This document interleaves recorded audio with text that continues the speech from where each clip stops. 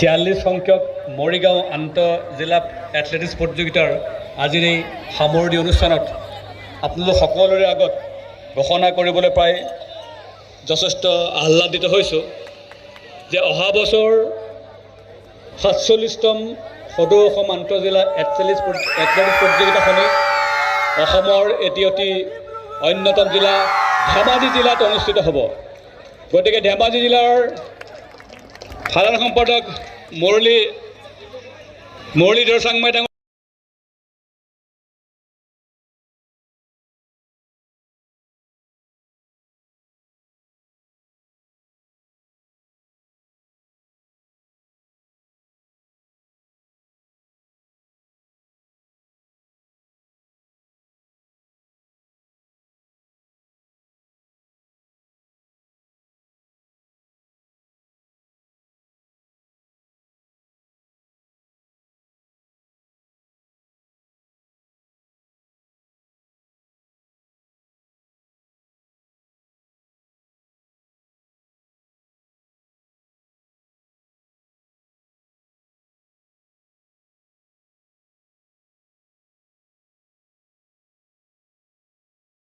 পৰম্পৰা আছে, আমি সকলোৱে জানো যে শেষ হৈ যোৱা প্ৰতিযোগিতাখনিৰ অন্তিম মুহূৰ্তত আগন্তুক বছৰত হ'ব লগা অৰ্থাৎ 47তম আন্তঃজিলা এথলেটিক্স প্ৰতিযোগিতাৰ অসমৰ কোন ঠাইত হ'ব সেই নাম ঘোষণা কৰা হয় আৰু আমাৰ দলীয় পতাকা অৰ্থাৎ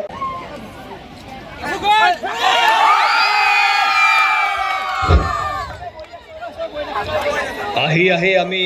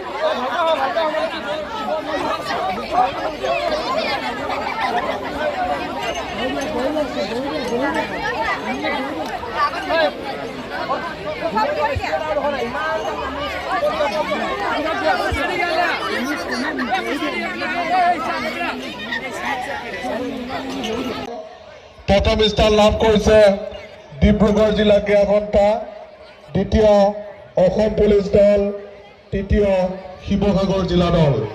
আৰু শিৱসাগৰ জিলা দলে 176টা পইণ্ট লাভ কৰি তৃতীয় স্থান লাভ কৰি অসমৰ ভিতৰত শ্ৰেষ্ঠত্ব অৰ্জন কৰিছে। 46 এই আপোনালোকে দেখিবলৈ পাইছে